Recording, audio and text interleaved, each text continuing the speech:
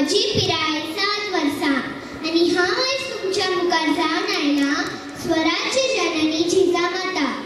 सुलतानाकडे चाकरी करत असलेली मराठी आपसातच झुंजत राहिले.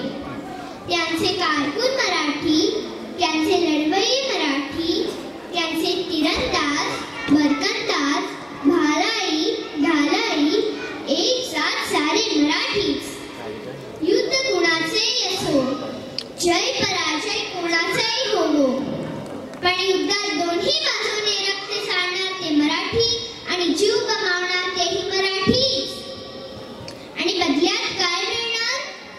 तर बादशाची वावा, तोफा, कधी मनसबदारी वाढेल, कधी एखादा तुराही वाढेल, पण शेवटी आम्ही चाकरच.